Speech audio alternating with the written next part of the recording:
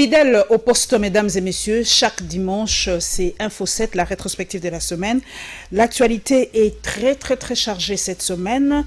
Cette semaine, nous allons parler évidemment du début des consultations nationales proposées par le chef de l'État. Nous allons parler de ce fameux accord entre Joseph Kabila et Félix Tshisekedi, accord écrit, accord verbal.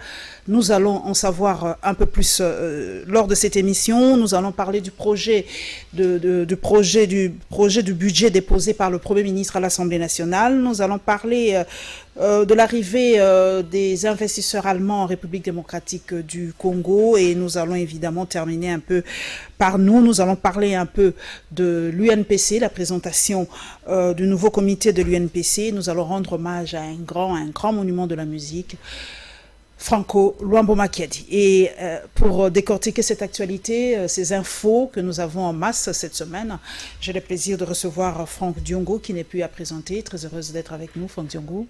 Merci beaucoup, Paulette Kimoutou. L'actualité est vraiment très riche, donc nous allons aller tout go vers le premier sujet, qui est un condensé de 3 éléments. Nous allons parler du début des consultations, notre rédaction comme à l'accoutumée devant les enjeux de l'heure réfléchis. Nous allons donc parler de l'annonce de début de consultation qui commence ce lundi normalement, et nous allons avoir le point de vue de deux camps politiques, du CDT et de l'UNC. Premier condensé, mesdames et messieurs.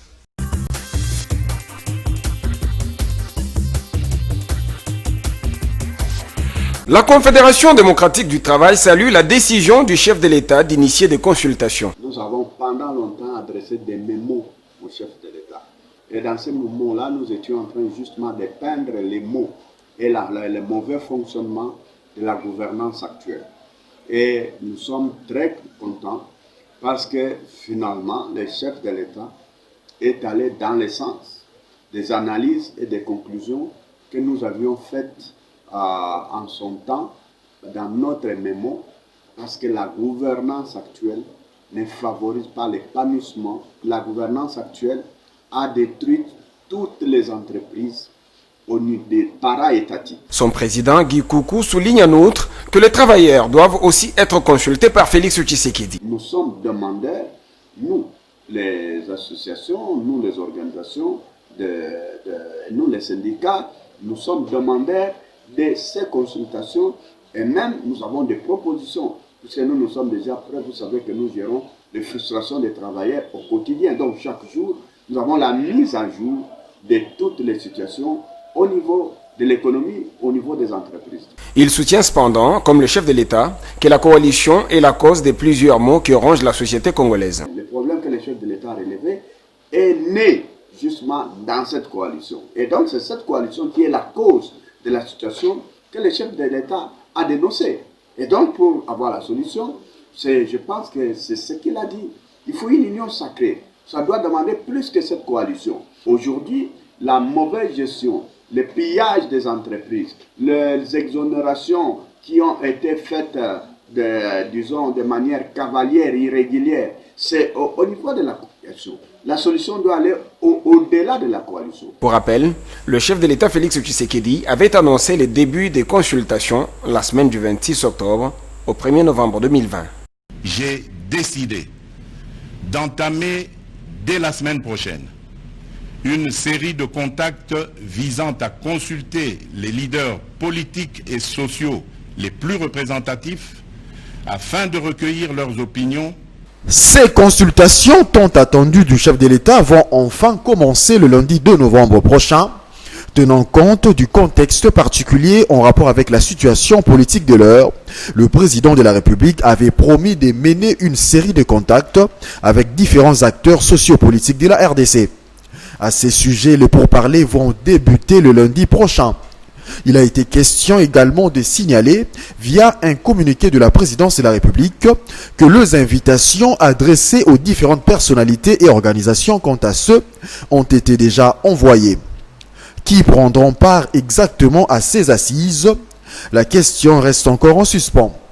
Toutefois, lors de son message à la nation du 23 octobre dernier, Félix-Antoine Tshisekedi avait promis de consulter les forces vives les plus représentatives du pays. Ici est par ailleurs de rappeler que ces consultations déboucheront sur une union sacrée pour la nation en vue de requalifier les actions gouvernementales. À ce jour, l'UNC, en tant que parti politique, ne s'est pas encore prononcé en ce qui concerne les consultations que le président de la République lance incessamment. Mais l'UNC a toujours été favorable aux échanges lorsqu'il s'agit du Congo.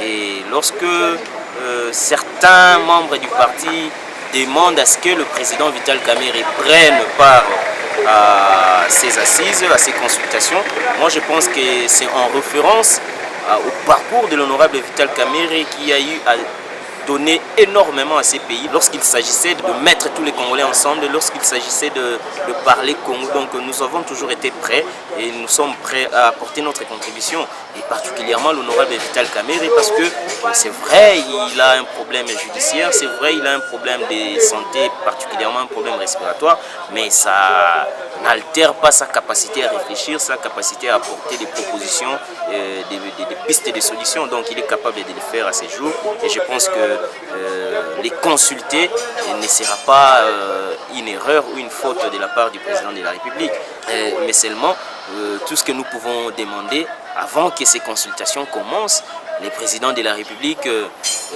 puissent commencer en interne et dans les caches, parce qu'on ne peut pas aller prêcher l'ordre, on ne peut pas aller prêcher unité chez le voisin lorsque dans sa propre case l'unité pose encore problème.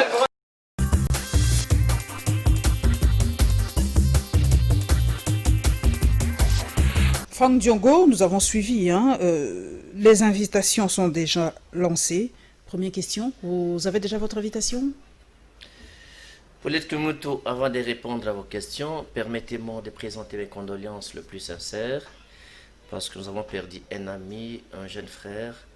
Je cite le président de Congo le Debout, Syndicat Dokolo, qui est un grand combattant de mouvement citoyen, combattant pour la démocratie, qui nous a quittés. Vous savez que sa contribution a été immense dans les combats de la démocratie. C'est vraiment, nous avons perdu, c'est une perte immense, et c'est difficile de compenser sans perte. Donc je présente à sa famille biologique, à tous ses amis, et surtout à sa chère maman, son épouse et ses enfants, et au Congolais debout, mais c'est ses condoléances. Nous réitérons aussi nos condoléances. C'était un défenseur de l'art aussi, on l'oublie souvent. Il a défendu, il voulait le retour de nos œuvres d'art pillées, entre guillemets, par l'Occident qui se trouve en Europe. Cela soit rapatrié. C'était vraiment un de ses grands combats. C'était vraiment un homme de culture, que son âme repose en paix. Je reviens et j'attaque Togo. Votre invitation, Franck Diongo, vous l'avez pour les consultations qui commencent ce lundi? Non, ça commence par d'abord la société civile. Ok. Cette semaine, c'est la société civile. Les politiciens, c'est vers la fin. Les politiciens n'ont pas encore leur invitation. Non, pas encore. Ouais. Voilà. Mais je sais que vous êtes un féru de politique, vous ne l'avez pas commencé aujourd'hui. Quand le président parle de l'union sacrée, j'ai déjà entendu ce nom, l'union sacrée, il y a quelques années. C'était l'union sacrée de l'opposition à l'époque. Est-ce que c'est dans ce même esprit que le président veut avoir cette union autour de lui pour, comme il a dit, requalifier les actions du gouvernement? Paulette Kumutu, c'est un privilège et un honneur de nous associer ce soir à cet exercice de débat qui consistait à mener ma petite contribution pour le débat démocratique, surtout dans les dossiers nationaux. L'union sacrée, qui n'est pas l'union sacrée de l'opposition, mais c'est l'union sacrée pour la nation. Ah, cette fois-ci, c'est pour la nation. C'est l'union sacrée pour la nation. Okay. En fait, l'union sacrée pour la nation, si vous décryptez le message du chef de l'État, l'union sacrée pour la nation, c'est en fait les Congolais organisés autour des valeurs et des principes pour soutenir le Congo incarné par le chef de l'État. Parce qu'en fait, l'Union sacrée pour la nation, c'est l'aboutissement d'un processus de construction Quand je suis avec un intellectuel, moi aussi je réfléchis très très rapidement.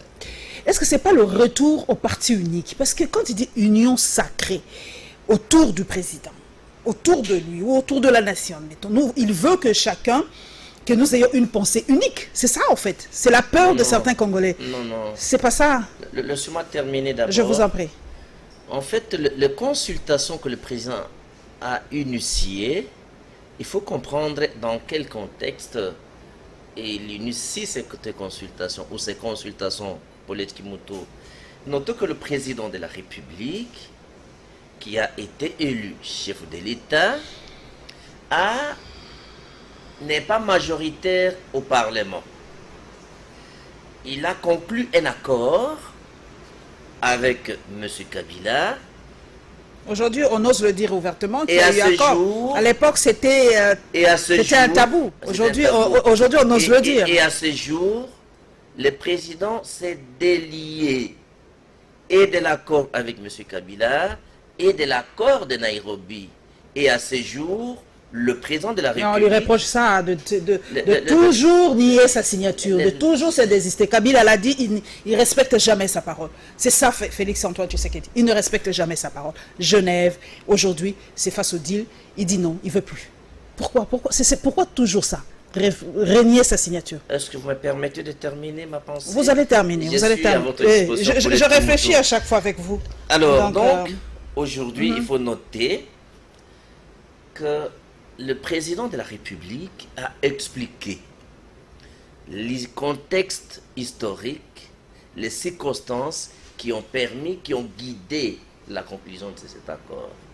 Donc cet accord, il a dit, d'abord, la fragilité de la paix au Congo et le résultat des élections. Alors, pour éviter que le pays tombe dans les chaos, il fallait que les farouches opposants d'hier puissent s'attendre pour organiser comment gérer le pays. Mais pendant 2 ans, après l'évaluation, pendant 2 ans, la coalition devient la source de misère et des malheurs du pays et ça bloque tout. Alors, va-t-il laisser le pays être bloqué? Oui, parce que l'FCC se comporte en opposant Paulette Kimutu, entravant et bloquant pas seulement les grandes décisions en faveur de la population, mais ils entravent, bien entendu, les actes et les décisions du chef de l'État. Et alors, le pays est en face, Paulette Kimutu, des 3 natures de crise qui ont poussé le président à exiger la consultation. 1. Vous avez la crise prévue par la Constitution, Paulette Kimutu, et crise non prévue par la Constitution. Parce que lorsque vous prenez la première facette de la crise à laquelle le FCC a plongé le pays dans la stratégie de chaos et d'anéantissement du Congo comme État et comme nation, vous trouverez que l'Assemblée nationale ou le Parlement de la République démocratique du Congo est en crise permanente d'ailleurs. Permanente et persistante avec l'exécutif, donc le gouvernement, y compris, c'est-à-dire le gouvernement dont il est question comme co-rédacteur de la Constitution, le gouvernement dont il est question ici, c'est le gouvernement élargi, y compris les actes du président. Deuxièmement, deuxième facette de crise, des facettes de crise non prévues par la Constitution. Lorsque vous réalisez, Paulette Kimutu, que les 3 animateurs, le président du Sénat, la présidente de l'Assemblée nationale et le Premier ministre coalisent et entrent en rébellion contre le chef de l'État, cette nature de la crise, nous n'avons pas prévu la solution dans la Constitution. Troisième facette de la crise non prévue par la Constitution, lorsque vous voyez que le Parlement, Paulette Kimutu, entre en conflit, en contradiction, en crise avec le pouvoir judiciaire, ça, il n'y a pas de réponse dans la Constitution. Donc, vous voyez le cas de Kabound, lorsque Kabound a obtenu un arrêt du Conseil d'État, le Parlement s'est opposé pour exécuter cet arrêt. Lorsque vous voyez, il conteste la nomination des juges constitutionnels. Et donc, vous trouverez que la crise est au-delà de ce que nous avons prévu dans la Constitution. Franck Diogo, Donc, oui, juste une seconde, si votre indulgence, c'est peut-être qui me tout. Mais la télé, c'est le temps. Donc, Le deux natures des crises prévues et non prévues entraînent le pays dans une situation d'ingouvernabilité. C'est ça. Mais ces consultations-là, c'est vrai. J'aimerais vous poser aussi cette question parce que vous êtes dans les circuits politiques depuis les années. Est-ce que ce n'est pas ce qu'avait proposé à l'époque Martin Fayulu déjà, quand il sentait déjà que Libalo et Komatina Soukate, Martin Fayulu à l'époque avait déjà parlé, dit qu'on se mette autour d'une table, qu'on parle et qu'on trouve des solutions. À l'époque, je sais comment les gens avaient réagi face à la proposition de Martin Fayulu. Mais aujourd'hui, on y est en plein dedans, en pleine consultation, que ce soit concertation, consultation, mais on y est en plein dedans aujourd'hui.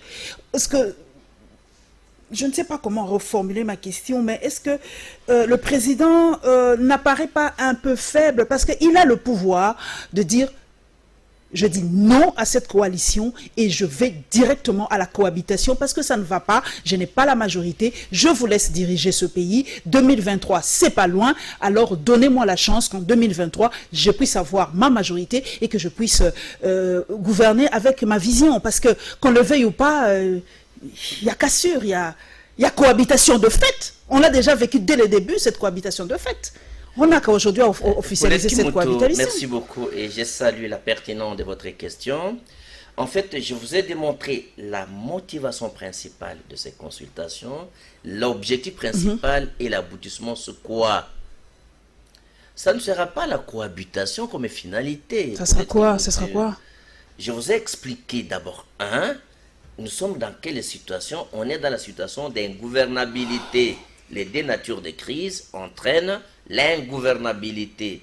Et alors, comme la Constitution a été votée au référendum, la population doit émettre une opinion. C'est pourquoi le chef de l'État, qui ne fait pas le dialogue, qui ne fait pas des concertations, des consultations. Le dialogue a besoin d'un médiateur, d'un facilitateur. La même chose des concertations, il y a un bureau, il y a une ordonnance qui organise les concertations. Ça c'est informel, ça. Ces consultations sont informelles. Attendez un peu. Et il y aura des résolutions opposables à tout le monde. Vous trouverez que dans les consultations, c'est le chef de l'État seul peut-être assisté d'un secrétariat technique. Oui, je vous en prie.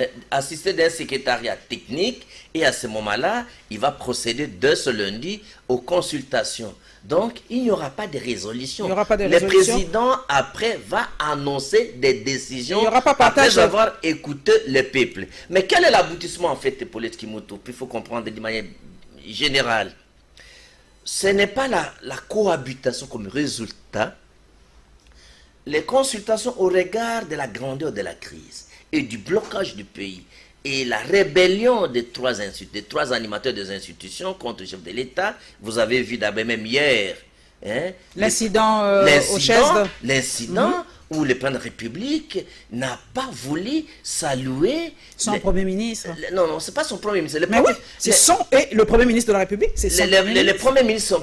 Son Premier ministre en rébellion. Voilà. Parce qu'aujourd'hui, il n'y aura plus de conseil des ministres. D'ailleurs, le président, quel est l'aboutissement? Aujourd'hui, l'aboutissement, nous devons faire face à deux solutions. Je vous en prie. Pas la cohabitation, mais il y aura soit la dissolution de l'Assemblée nationale, soit le changement de la majorité. Ok, nous allons continuer. Nous allons maintenant parler de l'accord. Vous avez suivi, Franck Diongo a dit, il y aura peut-être la dissolution de l'Assemblée nationale et peut-être...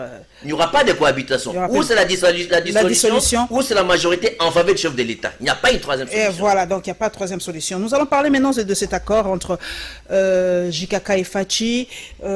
Beaucoup de choses se disent. D'ailleurs, ces derniers temps sur le net, il y a eu une prolifération des propos du président honoraire par rapport à cet accord. Et nous allons en parler en long et à large. Et nous allons parler un peu de la requête sur l'annulation des ordonnances.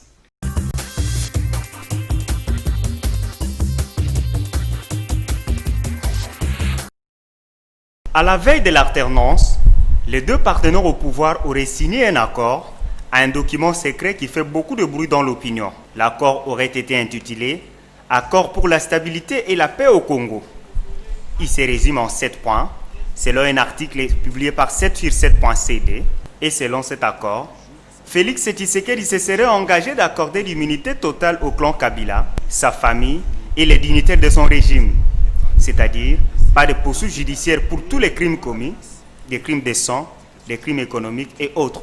Il aurait donné son accord pour une concertation préalable avant toute mise en place, notamment dans les services de sécurité, l'armée, la police, le renseignement et dans les entreprises publiques. Tshisekedi aurait également accepté de soutenir la candidature du FCC aux élections de 2023.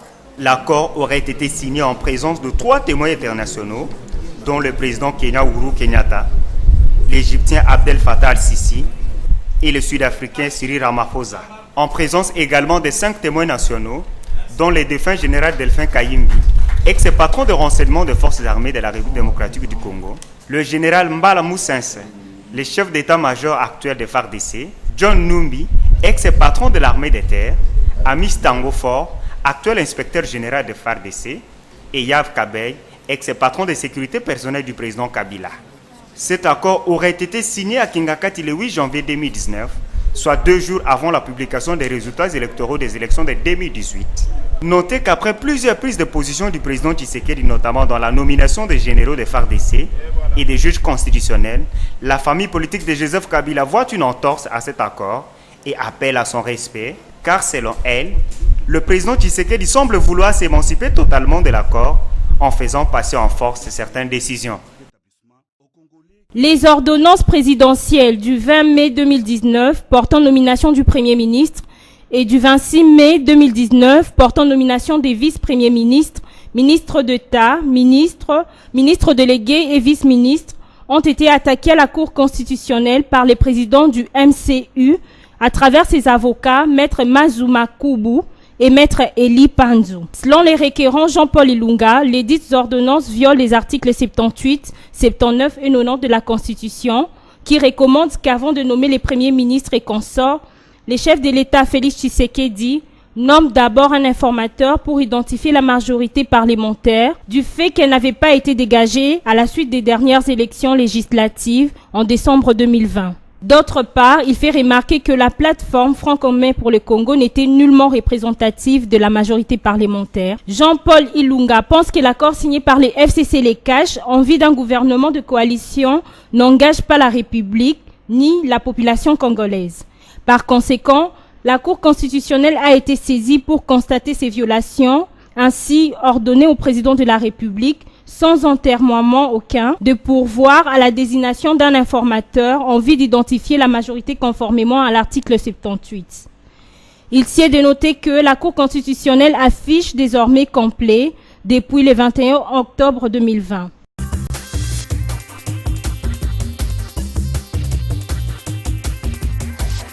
Franck Diongo, on découvre beaucoup de choses avec cette fameuse coalition, avec ce fameux deal.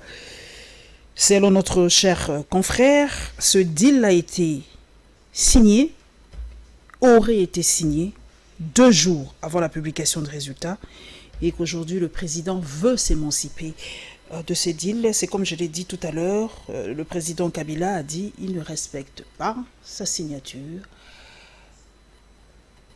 Félix Antoine Tshisekedi doit respecter cela parce que c'est grâce à cela qu'il est aujourd'hui chef de l'État et c'est grâce aujourd'hui qu'il a aussi sa majorité, ou ils sont majoritaires à l'Assemblée nationale, le FCC cache. Franck Diongo, cet accord réel, ça existe réellement cet accord?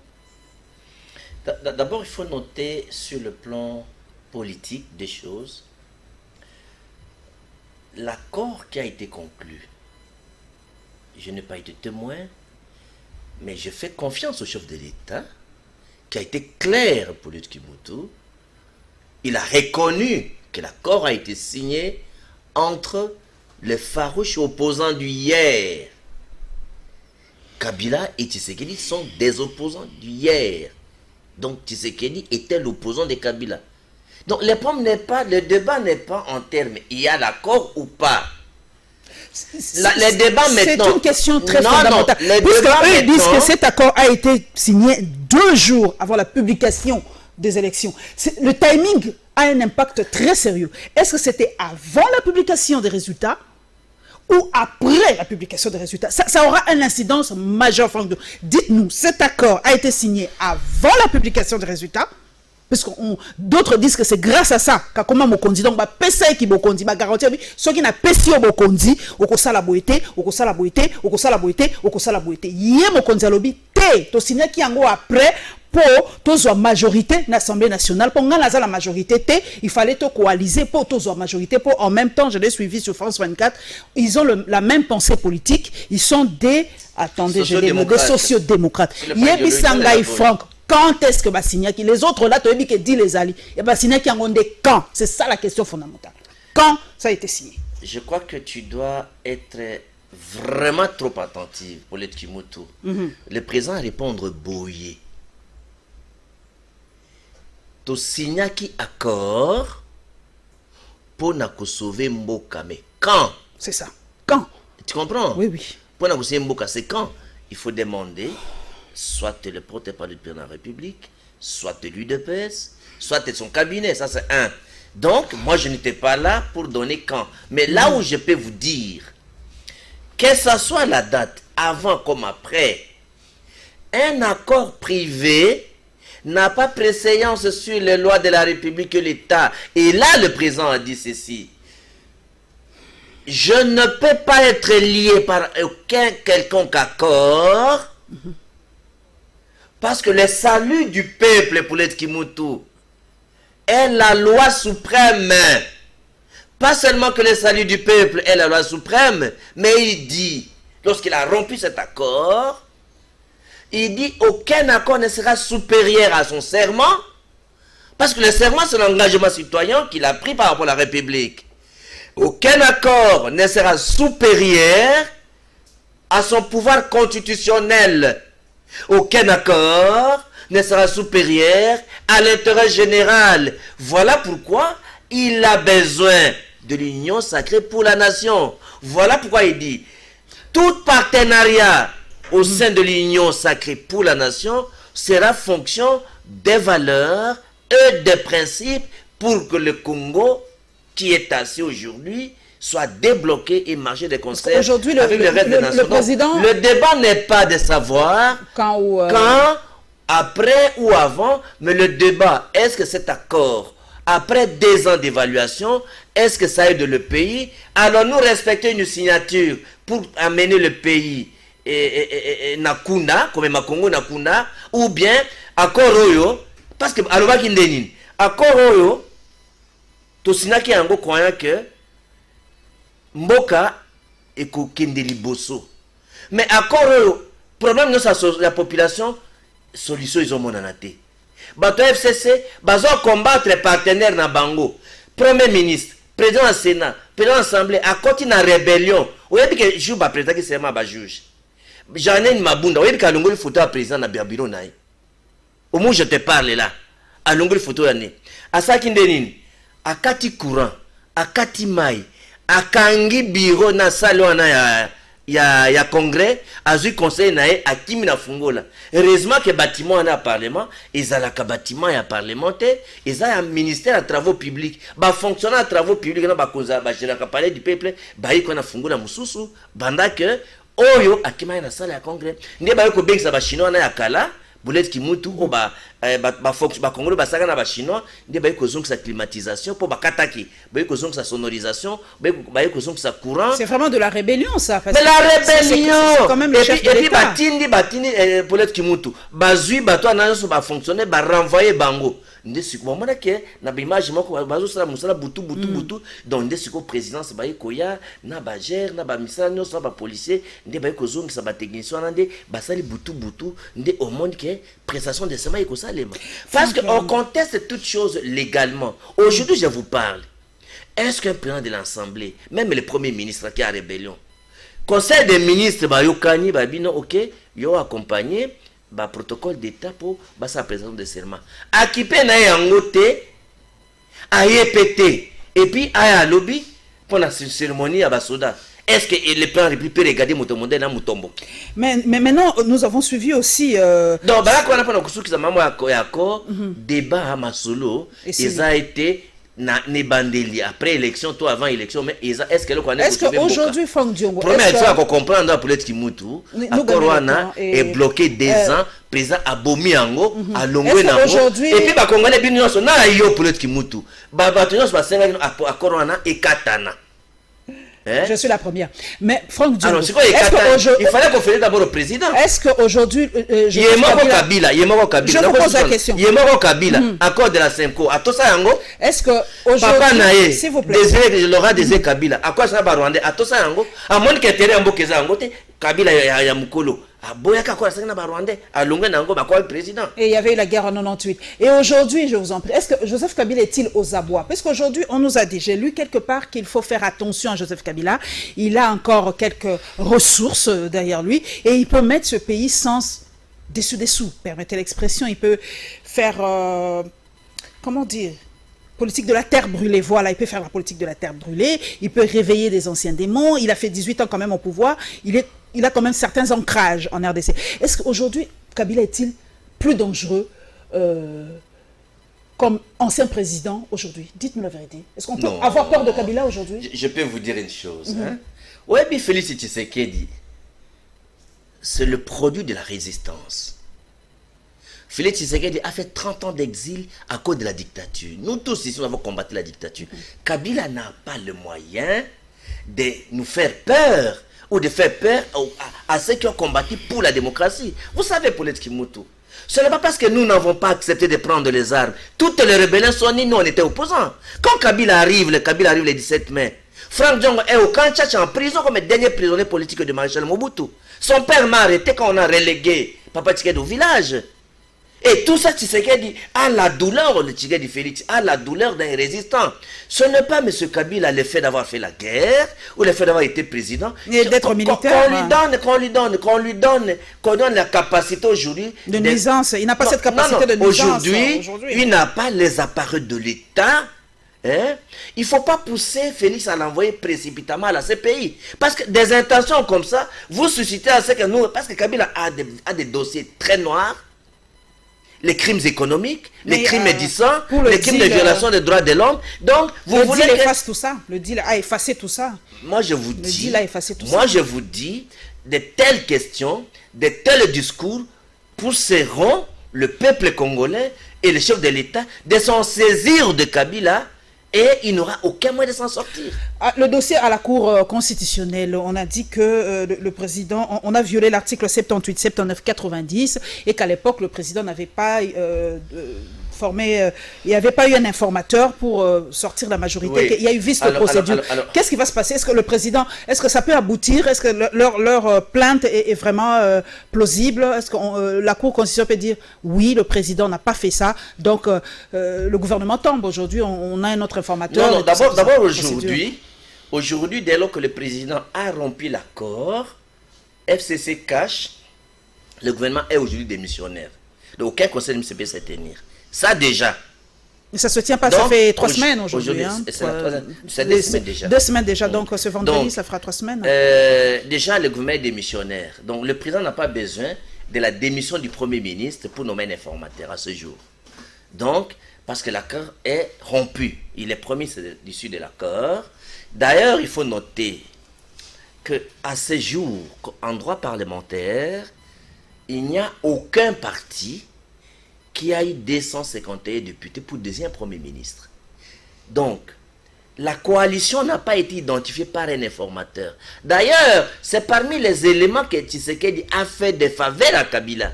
Parce qu'en fait, à défaut de désigner un informateur, il a accordé une faveur à M. Kabila, désigner un Premier ministre. Présenté comme quelqu'un de l'accord. Or, aujourd'hui, il n'y aura plus jamais du Premier ministre sans un informateur qui désigne la majorité. Aujourd'hui, Jikaka Fachi, c'est fini, il n'y a plus d'amour, il n'y a plus de rencontres, il n'y aura plus rien, c'est fini. Non, mais tout est rompu. Ça c'est entre les hommes, mais sur le plan politique, il n'y a pas d'accord. Il n'y a plus d'accord. Sur le plan politique, il y a des grandes divergences. Le président a cité, je vous donne un exemple pour l'être Kimutu. Osapaïmba jeunesse c'est Minen Mboko. Est-ce que vous avez vu que tant que la population va marcher contre Malonda, Batoboussou va koufi. Ba confesseur je ba décrier ba catholique ba kimbangiste ba tout président Tali Boyabi non le kola eto ebuka ki mibeko nazongisi na konome malonda te ti lelo Jani Mabunda abengisi ba confession religieuse te atako komela bango keno bo bandela pour na ko désigner ça sera débattu lors de cette session. Non, on ne débat pas au Parlement. C'est-à-dire qu'il y a comme Melika Bango, Bobanda, comment qu'on désigne. Elle n'a jamais écrit. Ah bon, il y a un blocage. Le président Lobaki, blocage, non? Alors, or que moi, Tshisekedi voudrait que on organise les élections dans les délais constitutionnels, c'est-à-dire en 2023. Mais jusqu'aujourd'hui, comme on ne veut pas désigner, moi, Tshisekedi a ça l'élection en 2023. Voilà pourquoi il commence même par les gens de la CENI. Comment on appelle ça? AETA, qui est la société civile électorale. C'est comme ça les consultations, ils commencent par ça. Okay. Pour montrer son attachement à organiser les élections dans les délais constitutionnels, ils commencent par les experts en matière électorale. Nous allons aller à l'Assemblée nationale d'ailleurs, on a déposé le projet de budget. Hein, pour, donc s'il vous plaît, donc initiative, il y a la Cour constitutionnelle, soit dans la Cour constitutionnelle pour les constitutionnalités, soit dans le Conseil d'État pour attaquer le nom du président.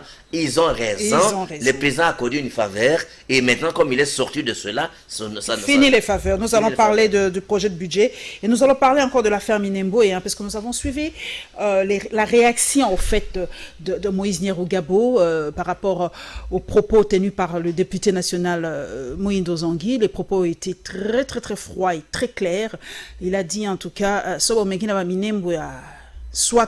on doit vivre ensemble, soit nous mourrons ensemble comme des idiots. Les propos étaient très très très clairs. Nous allons suivre, mesdames et messieurs, le troisième condensé.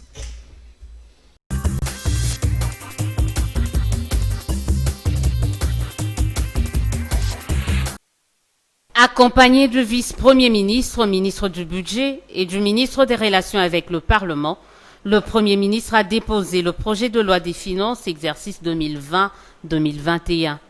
Un budget en récession, mais réaliste et fruit des mûres discussions avec notamment les institutions de Bretton Woods. Le projet de budget 2021, sa configuration se présente de la façon suivante.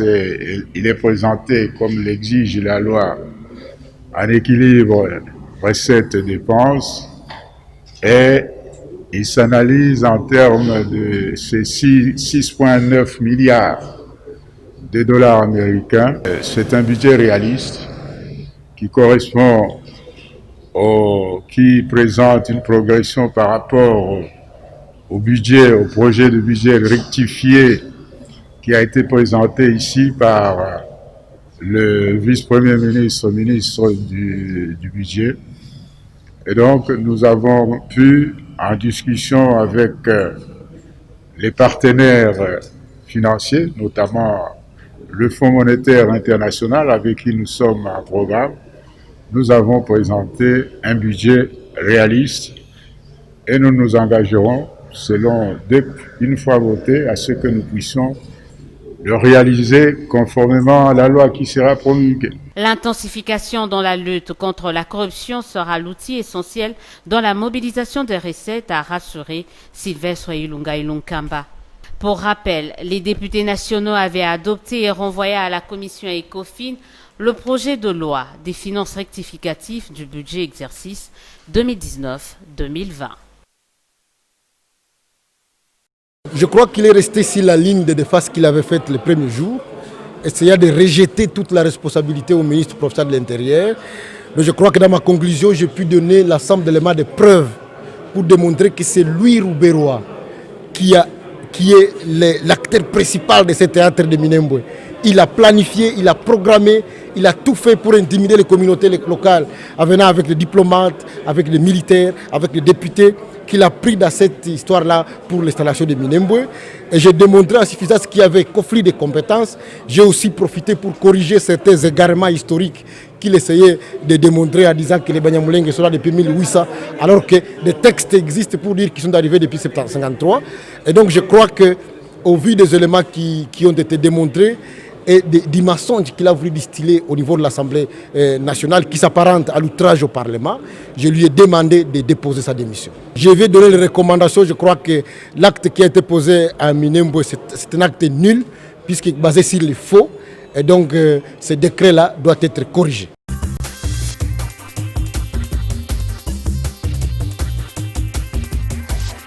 Franck Diongo. nous avons suivi ce débat houleux hein, par rapport à la question orale de Moïdo Zongui. Vous avez suivi sa réponse. Il a dit la faute revient exclusivement à M. Robert Roy, ministre de la décentralisation, parce qu'il a tout mis en œuvre pour qu'il y ait l'installation de cette fameuse commune rurale, la venue des diplomates, tout ça, la police, les ministres et tout ça. Et enfin, Minembouila, bien que le chef de l'État ait suspendu cela. Pour vous,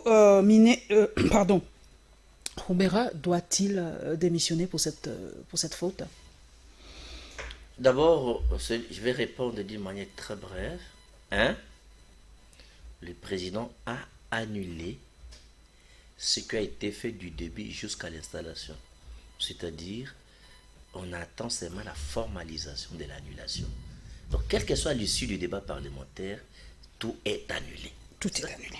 De deux, est-ce que Roubera peut démissionner ou pas? Le gouvernement est démissionnaire. Ah oui. Robert n'assumera plus jamais ses fonctions de ministre de la décentralisation, aussi longtemps qu'il est président de la République. Ok. Mais d'une façon historique, c'est vrai que beaucoup disent que les Banyamulenge font de la victimisation. J'ai suivi beaucoup de vidéos par rapport à ça. On les tue, on les pille, on vole leurs vaches et tout ça. Et ils ne sont pas tranquilles en République démocratique du Congo. Mais moi, j'aimerais bien vous poser cette question. Parce que j'ai vu quelque part qu'il y avait des Tutsis au nord Kivu. Et au sud Kivu, il y a les Banyamulenge. Mais en fait, on ne comprend pas très bien. Moi, personnellement, je ne comprends pas très bien. Y a-t-il une différence entre ces Tutsis du nord Kivu là-bas et les Banyamulenge du sud Kivu? Je ne comprends pas. Ils sont quoi? Moi, je vais vous dire, je vais vous surprendre. Je ne comprends pas très bien. Je ne savais pas qu'on va aborder. Moi, j'ai mené de recherche jusqu'à Lubumbashi sur Robert Roy. Pour moi, Franck Diongo, faire démissionner Robert Roy, c'est la plus petite sanction. Il faut déchoir Robert de la nationalité congolaise. Il faut le déchoir de sa nationalité congolaise parce qu'il a eu la nationalité congolaise par acquisition. Il n'est pas congolais d'origine. Je menais de recherches à Lubumbashi. Au niveau de Lubumbashi, Robert Roy a été le président des étudiants rwandais réfugiés à l'université de Lubumbashi. Je suis arrivé jusqu'à avoir les noms. J'ai eu accès au dossier, même aux questions qu'on lui a posées. D'ailleurs, le professeur Moulongo, pendant le 1+4, a été chassé. 8 Moulongo. De 8 Moulongo à cause de Robert Roy, parce que il était de la commission défense et sécurité et que le ministère de l'enseignement supérieur universitaire relevait du RCD. Et c'est comme ça que le professeur Moulongo était secrétaire général académique à l'université de Lubumbashi. Donc, la situation de Robert Roy, toute la documentation démontre qu'il a eu la nationalité congolaise par acquisition. Quand nous avons été à San Sitou, nous avons signé. Ça dit qu'on nous a imposé la prime à la violence. Et nous avons défini la nationalité congolaise à partir de tout ce qui est occupé avant 60. Et j'ai vu, Zangimou, il a dit, ils sont là à 53. Et les recherches démontrent qu'ils sont à 53. Et d'ailleurs, la génération qui est venue de 53, ce n'est même pas la génération de Robert Roy. Robert Roy était un réfugié rwandais et j'ai même, là où il est né, au Rwanda, dans mes recherches. J'avais déjà expliqué, si je savais ça, je devais vous ramener tout ça. Vous allez me le donner, je vais publier. Même demain. Parce que je ne comprends pas très bien cette arme. J'ai le nom même de l'Ivoirien, l'Ivoirien qu'il a auditionné, qu'il a protégé comme agent des Hauts Conseils des Nations Unies pour le réfugié. Nous allons publier tout ça pour arrêter un peu ce cycle de mensonges. Parce que Moïse Nyarugabo a dit carrément, eux, ils veulent la paix. Les Banyamulenge veulent la paix. C'est nous qui... Moïse, je vous pose la question. Est-ce que Moïse Dozangi a-t-il fait du populisme? Parce que Moïse Nyarugabo a dit qu'il a fait du populisme et qu'il va inciter à la violence. Et que, en fait, moi, j'ai retenu ça. Soit nous vivons ensemble, soit nous mourons ensemble. En fait, ce sont les propos de Moïse Nyarugabo.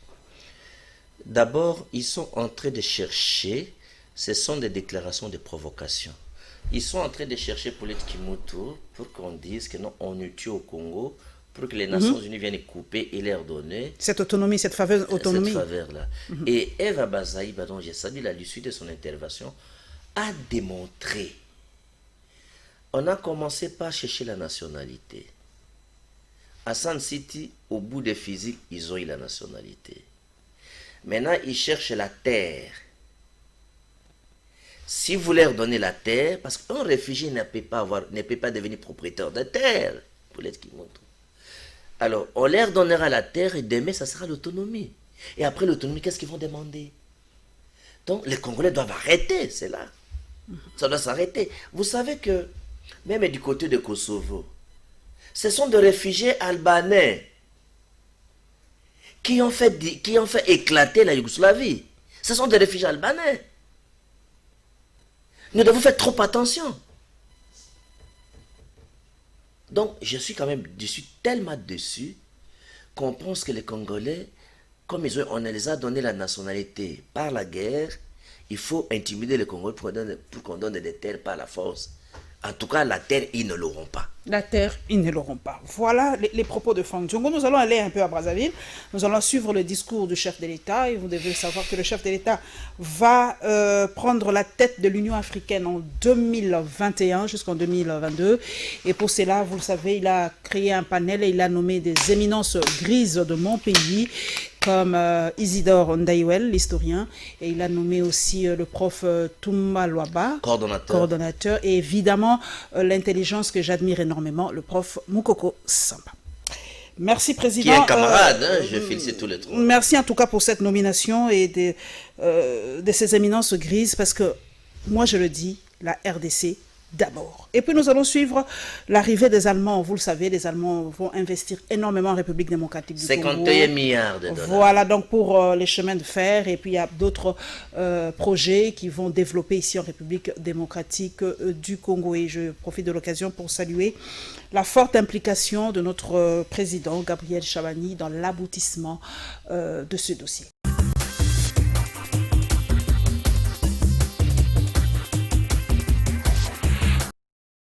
Dans son discours du haut de la tribune de palais des congrès de la République du Congo, le chef de l'État congolais Félix Tshisekedi a invité les uns et les autres à l'engagement et à la solidarité pour faire face à l'insécurité dans l'est de la République démocratique du Congo.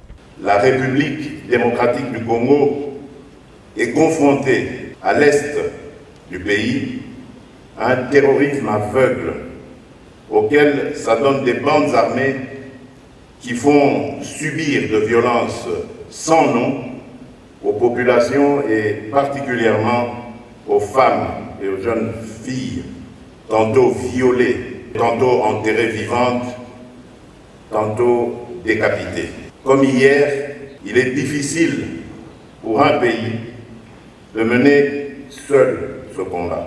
Cette lutte de tous les jours nécessite notre engagement, notre solidarité et la conjugaison de nos efforts pour éradiquer ensemble ce fléau.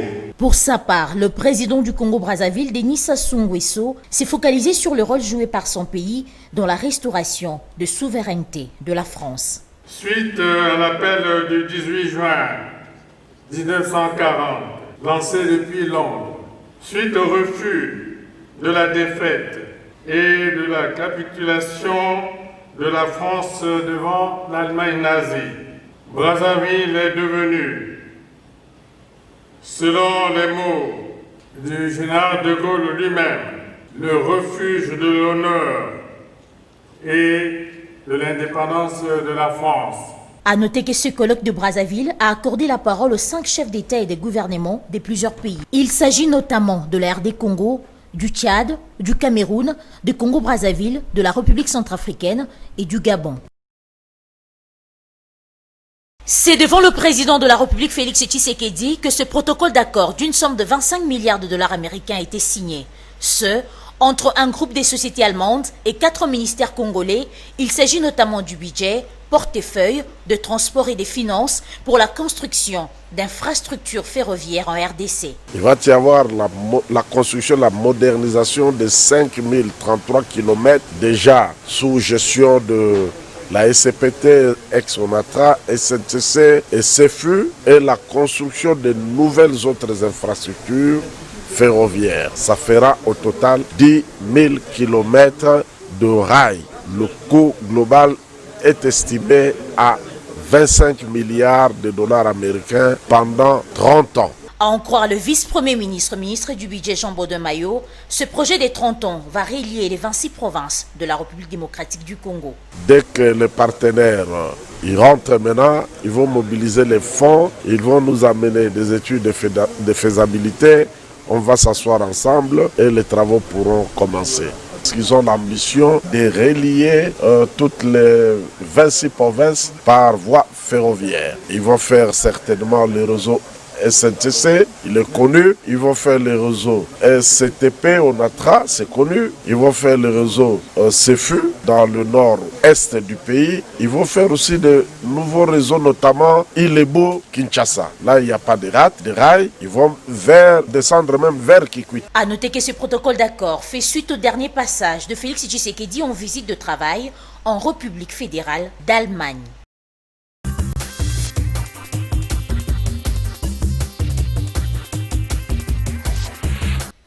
Franck Diogo, 25 milliards de dollars pendant 30 ans.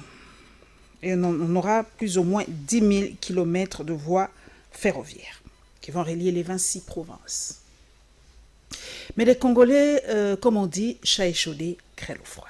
On est tellement habitués à des projets gigantesques, à des signatures de protocoles d'accord, à ceci, cela, mais on a l'impression que rien n'aboutit. Franck Diogo, vous êtes, je vous dis toujours, député, même si cette mandature, vous n'y êtes pas, vous parlez à cette population. Est-ce que vous pouvez rassurer cette population pour me dire, cette fois-ci, c'est vraiment effectif, cette fois-ci, c'est pas un contrat léonin, cette fois-ci, c'est vraiment du sérieux, et tout ça, parce que les gens se disent, et qu'est-ce que nous allons donner en échange? Parce que c'est donnant. Les Allemands, là, ils ne sont quand même pas des enfants de cœur, ils ne sont pas des philanthropes, ils doivent se retrouver quelque part. Donc, éclairer un peu la lanterne de ces milliers de Congolais qui te suivent en ce moment. D'abord, Paulette Kimoto, notez que, premièrement, c'est le président de la République, quand il a été en Allemagne, qu'il a réussi à négocier avec la chancelière et puis le président de l'Allemagne, de sorte que les hommes d'affaires allemands viennent au Congo. Et lorsqu'ils arrivent au Congo pour négocier, l'FCC qui se comporte en opposition a fait beaucoup d'entraves.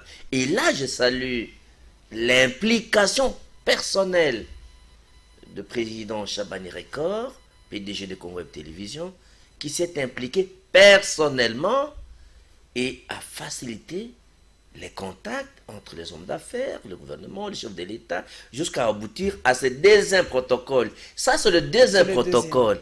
Parce que le deux protocoles avec les groupes d'hommes d'affaires ou des entreprises de l'Allemagne, c'est 51 milliards de dollars. Donc, l'ensemble de projets dans les deux protocoles, c'est 51 milliards de dollars.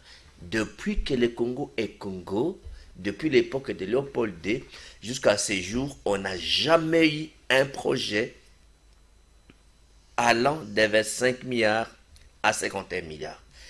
Qu'est-ce que les Allemands gagneront? Qu'est-ce que les Congolais donneront aux Allemands en échange? La particularité de leur projet qu'il faudra saluer, j'ai garanti et j'ai rassuré la population que les projets des Allemands, c'est une opportunité d'ailleurs qu'il faut soutenir le chef de l'État, qu'il faut bénir Chabani Record qui a accompagné ces Allemands, de sorte que, c'est un protocole où l'État ne garantit rien, l'État ne donne rien. Ce n'est pas comme le contrat chinois où Kabila a hypothéqué nos minéraux. Ici, Félix n'hypothèque rien. Ce n'est pas un endettement. On appelle ça un projet BOT. Ça veut dire? Ils amènent l'argent, ils investissent, ils exploitent, on crée une entreprise, ils exploitent et on partage les intérêts. Et dans les intérêts qu'on partage, on enlève leur argent graduellement, parce qu'on va tout épuiser. Et quand ils prennent tout leur argent, vous restez avec votre entreprise et les rails restent chez nous. Donc c'est une négociation exceptionnelle. C'est en BOT. Donc, on ne vous dit pas de vous, l'État congolais rembourse, non. Et dans l'entretemps, nous, on exploite, on a relié tous les pays. Parce qu'un pays sans chemin de fer, comme le Congo, les déplacements de masse et des marchandises exigent un mode, une sorte de mode de transport qui permettra d'évacuer le plus grand nombre de marchandises ou, bien entendu, le plus grand nombre d'hommes et de femmes pour arriver vite là où ils vont. Qui vont construire ce chemin de fer? Ce sera la main-d'œuvre locale. Je me rappelle toujours de chemin de fer Kinshasa-Matadi. Permettez, il y a eu la main-d'œuvre locale, même importée d'ailleurs. On m'a dit qu'il y a eu des Sénégalais même qui sont venus travailler, des Rwandais, les autres. Et pour la construction de ce chemin de fer, ce sera la main-d'œuvre locale. Est-ce qu'on va gagner quelque chose par... comment dire, il y aura la création d'emplois et tout ça. Transfert de technologies. Exactement. Vous m'enlevez les mots de la bouche. Donc j'aimerais bien savoir, est-ce qu'il y aura des... Parce qu'à l'époque... création d'emplois, direct et indirect. C'est vraiment une opportunité immense. À l'époque de la construction... Et d'ailleurs, Paulette Kimoto, un des éléments importants, c'est que dès que cet argent est investi dans les projets, l'argent n'aime pas le bruit. Ça va arrêter toutes les guerres. L'Allemagne amène 51 milliards, vous allez faire la guerre comment? Donc, c'est parmi les éléments positifs. Parce que parmi les 3 entreprises qui exploitent le rail, le chemin de fer des OLE, SNCZ, SNCC et l'OCPT, alors du côté où il y a des guerres, il y a des chemins de fer là-bas aussi. Donc, on va terminer la guerre. Donc, on mettra l'accent sur la main-d'œuvre locale. Main-d'œuvre locale, ça va créer des emplois. Parce que moi, j'ai vraiment une image assez forte de nombre de morts par rapport à la construction de chemin de fer Kinshasa-Matadi. Mais j'espère qu'aujourd'hui, il y aura peut-être... Les transferts de technologies, ça c'était manuel. Aujourd'hui, ça sera plus différent. Maintenant, il y a le transfert de technologies avancées... Et il faut faire moins de morts. Parce que c'est 10 000 km. Il faut une grande technologie pour faire vite. Et c'est pendant 30 ans quand même qu'on... Tout ce partenariat-là, c'est pendant 30 ans. Non, la construction, ce n'est pas 30 ans. C'est l'évaluation du projet et l'exploitation du projet dans 30 ans. Voilà. Merci pour, en tout cas, ces précisions. Le chef d'État est allé à Brazzaville, nous l'avons suivi. D'ailleurs, il y est encore, si je ne me trompe pas. Il est à Oyo avec le président du Congo-Brazza et un autre président. Mais j'aimerais bien savoir, je pose cette question. Est-ce que Denis Sassou Nguesso impacte sur la politique interne de notre pays? Est-ce qu'il a un mot à dire? Parce que beaucoup disent le président est allé là-bas avant les consultations. Et on dit aussi qu'il y a eu la présence d'autres présidents. Dans la signature de ce fameux deal que le président a rompu, selon vous, il y avait le président kenyan. Pas selon moi. D'après les décryptages, c'est ça le message. C'est pour ça que je dis. Donc il y a eu le président... Il n'y a plus d'accord. Il y a le président kenyan, le président égyptien et le président sud-africain. Maintenant, l'impact, le poids du président congolais d'en face, Denis Sassou Nguesso, dans la politique interne. Pourquoi? On a l'impression, vous allez peut-être me dire, que le président le consulte beaucoup. Je me permets le mot, le consulte beaucoup, le président congolais. Bon, c'est vous qui dites ça, mais je pense que l'avant-dernier rendez-vous, c'était clair, il y a eu de manifestations. Exactement. Mais le dernier ici, j'aimerais bien savoir. Mais est-ce que vous savez qu'il y a un ancien président qui est décédé? N'oublie pas aussi. Il y a les manifestations et d'enterrement d'anciens présidents. En marge des manifestations. Franck Diogo, vous n'allez pas m'avoir. Au marge des manifestations. Alors ça c'est officiel, ça. Oui. Mais l'impact, dites-moi, l'impact de Denis Sassou Nguesso, est-ce que Denis Sassou Nguesso, c'est pas... Il est comme un ombre sur la République démocratique du Congo. Il est président depuis 1979, si je ne me trompe pas. J'étais encore à l'école primaire. Aujourd'hui, j'ai presque 50 ans, il est toujours président. Donc, c'est à gang. Donc, Ayebi Makamwebele, est-ce qu'il impacte sur la politique de la RDC, de l'Afrique centrale et tout ça? Moi, je pense que cette question, il faut poser au président Tshisekedi lui-même ou à son porte-parole. Il m'est difficile de répondre en les places du chef de l'État, mais moi personnellement j'ai beaucoup de respect pour Denis Sassou Nguesso. Vous savez que sa femme est une Congolaise de Kinshasa. Bon, ok. J'espère que le chef de l'État mettra en valeur les journalistes congolais lors du prochain point de presse pour lui poser tous ces genres de questions. Et nous allons terminer un peu par la culture, un peu par la presse. Nous allons terminer par là. Nous allons parler des 31 ans de la mort de Franco Luambo Makiadi. Vous le savez, c'est un monument. Il n'est plus à présenter. Il a créé des tubes. Il avait son style. Et voilà. Et il est mort en 1989, si je ne me trompe pas. Donc ça fait plus de 30 ans qu'il est parti, 31 ans plus précisément, et je sais que certains chroniqueurs musicaux l'ont rendu hommage, comme Joey Bangato, je l'ai vu dans la pub, Virginie Lofembe et les autres ont essayé vraiment avec le moyen de bord de rendre hommage à ce grand monument de la musique congolaise. Et nous allons terminer par on parle tellement peu de nous allons parler de la présentation du nouveau comité national de l'UNPC.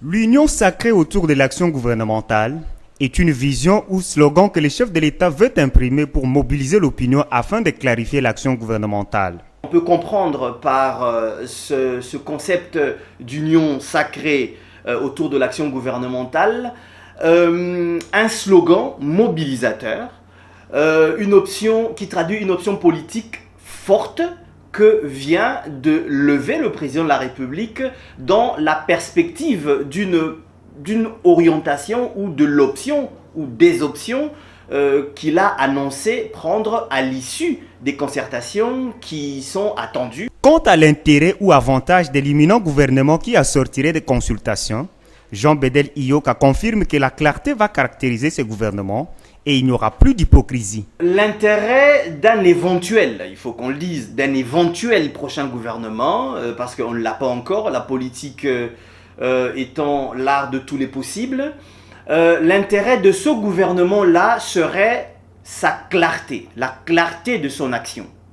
À la différence de celui-ci qui, comme vous le savez, est marqué par cette sorte de cacophonie, de cette guerre des tranchées des différents clans. On rappelle, le chef de l'État Félix Tshisekedi a annoncé au cours de son adresse à la nation du vendredi dernier des consultations en vue d'une union sacrée autour de l'action gouvernementale.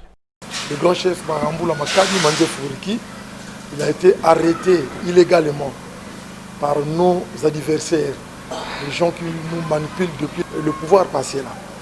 En principe, à bien voir, ce sont des gens, nous sommes battus au niveau de la justice. Là où je vous parle, on a tous les documents. On a des arrêts de la Cour suprême et remise des clés avec le pouvoir d'occuper le lieu. Donc on a affaire avec monsieur, comme vous venez de le demander, on a affaire avec monsieur Watershop, Jean-Philippe Watershop, je suis belge. Il y a aussi monsieur Youmamou Limbi. Il y a aussi monsieur Youmamou Limbi, qui est aussi le gérant de la société en question, Imotex. Il y a aussi madame Monishop. Donc ils sont un peu nombreux. Par rapport à l'arrestation de notre chef, nous demandons vraiment l'implication du chef de l'État. C'est un dossier déjà vraiment politisé. Le chef, il est là pour rien. Au niveau du parquet général, on avait fait un effort déjà. Le chef a été acquitté. Le chef a été acquitté. On a rassemblé des frais pour payer l'autre, la caution. On puisse libérer le chef. Le dossier va aller se camoufler encore vers Ngaliema, le tripé de Ngaliema. C'est là où nous sommes. Là aussi, juridiquement parlant, on précise quand on attaque quelqu'un, si ça dépasse déjà 4 ans, on ne peut plus poursuivre quelqu'un. C'est là où nous sommes avec nos avocats, donc on est en train de se battre.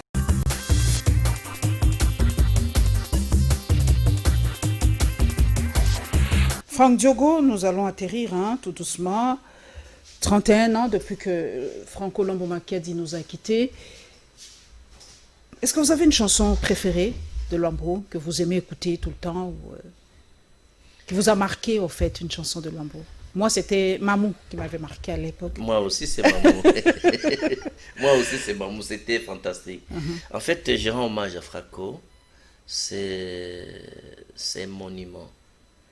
C'est un modèle. C'est quelqu'un qui a élevé notre musique au niveau le plus élevé à son temps. Je crois que tous les Congolais doivent rendre hommage à ces géants de la musique africaine. C'est vrai que Luambo est mort en 1989. D'ailleurs, moi, mes enfants ne le connaissent pas. c'est que jamais, nous... mais tu étais encore aux études.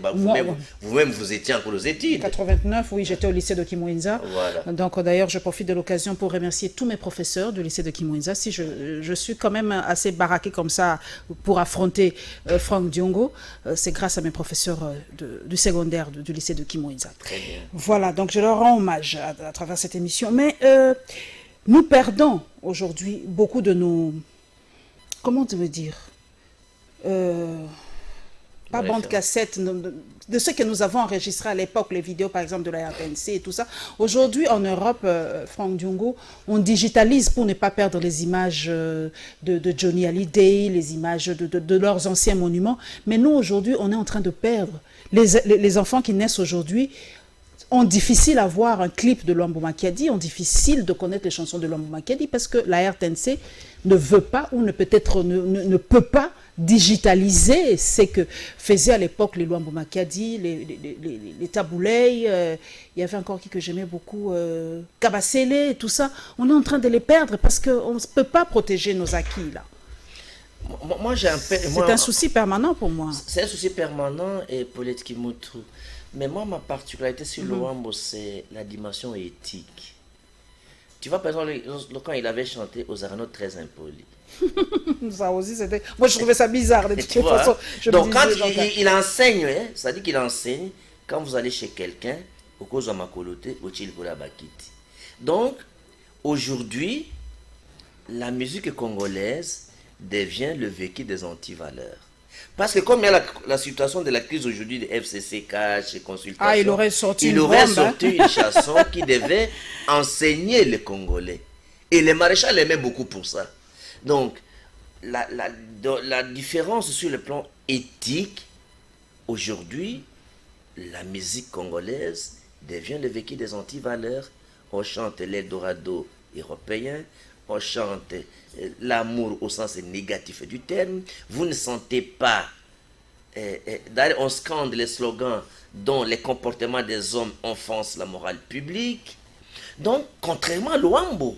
Ah oui, je me rappelle aussi pendant les élections, c'est vrai, les relations entre les chanteurs et les politiques. Je me rappelle pendant la campagne 88, lors des élections, avec sa fameuse chanson « Yabiso candidat, Mobutu, c'est... » Est-ce qu'aujourd'hui, les chanteurs doivent être très proches des politiques ou les chanteurs doivent être des chanteurs engagés aujourd'hui quand ça ne va pas? Est-ce que le chanteur doit le dire dans ses chansons pour moi, soutenir un candidat politique? La chanson congolaise doit véhiculer des enseignements de la dimension éthique, chanter le nationalisme, le patriotisme, le changement, l'amour du travail, la sincérité, l'honnêteté, donc qui est des chansons qui poussent les Congolais, qui poussent les Congolais à aller de l'avant. Parce qu'en fait, qui réveille les sentiments de l'unité nationale, les combats contre la balkanisation du pays. Parce que dans notre coutume, dans la tradition ancestrale, la chanson amène un engagement vers un élan dont le résultat appartient à la communauté. C'est comment que vous trouvez par exemple en Afrique du Sud, quand les Sud-Africains, dans tous leurs combats, dans toutes leurs luttes, vous trouverez qu'ils chantent beaucoup et vous voyez que tous les présidents sud-africains dansent. Et quand ils vous chantent pour marcher contre les Blancs de l'apartheid, ils peuvent te faire une marche de 15 km, de 20 km, de 30 km à pied. Ils ne mangent pas, ils ne font que chanter. Parce que c'est nostalgique, ça réveille les esprits, ça donne le courage, ça augmente la détermination. Mais nous ici, nos chansons, c'est pour aller dans les bêtises, dans les blagues. Il faut ramener cet élan-là, il faut recréer notre système culturel. Nous allons terminer par l'UNPC. Vous avez vu le nouveau comité, bravo à ceux qui ont été élus. Mais j'ai avec moi un politique, et nous allons terminer par ça. C'est toujours les relations entre journalistes et politiques, chanteurs et politiques. Pour vous, Franck Diongo, est-ce que les journalistes congolais aujourd'hui sont aussi divisés selon les politiques? Pour le bito, comme il va marcher bien à ceux qui font qu'à moins d'été, ceux qui me tapent Singapour. Donc, est-ce qu'aujourd'hui les journalistes congolais font objectivement leur travail? Je vois que l'État, pour libérer les journalistes de la dépendance de celui qu'ils payent, il faut que l'État financent, soutiennent le média d'une manière générale. Il faut qu'il y ait un budget de l'État pour soutenir les 4 pouvoirs que le média. Parce qu'en fait, lorsque le pouvoir de l'État arrive à soutenir les médias seront indépendants, les médias seront objectifs et ils vont travailler par rapport à leurs compétences. Et on reproche souvent à nos autorités, parce qu'aujourd'hui, l'État donne beaucoup de taxes, les journalistes ne sont pas payés, les organes de presse n'ont pas les moyens de prendre en charge et les équipements et les taxes de l'État et les salaires des journalistes. Et là, on est dans une situation délicate. Il faut l'appui de l'État. Je plaide pour que l'État puisse financer, soutenir et accompagner les subventions. Les subventions, en fait, comme les médias, comme dans d'autres pays. Nous allons terminer par cette question. On reproche souvent à nos autorités de ne pas mettre en valeur la presse locale. C'est vrai que le chef de l'État, lors de son dernier voyage à l'Est de la République, on a vu vraiment ce magnifique conférence de presse. Il y avait des journalistes locaux du Kivu.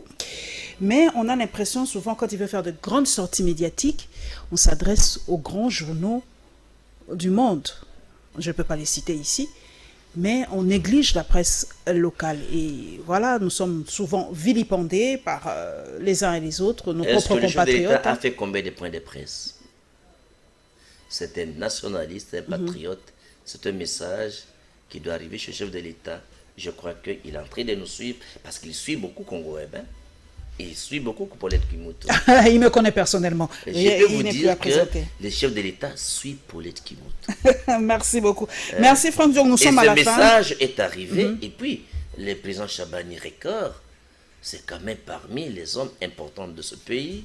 Je vois ce message, le président doit vraiment, dans son élan nationaliste et patriote, accorde beaucoup d'intérêt aux journalistes congolais, à la presse locale. Merci beaucoup Franck Diongo d'être vraiment passé à la barre. Merci beaucoup. Les consultations commencent dès ce lundi, mesdames et messieurs. Franck Diongo nous a dit que pour les politiques, ça attendra peut-être la semaine prochaine. Mais vers la fin de la semaine prochaine, donc l'union sacrée autour de vision de chef de l'État se fera coûte que coûte parce que...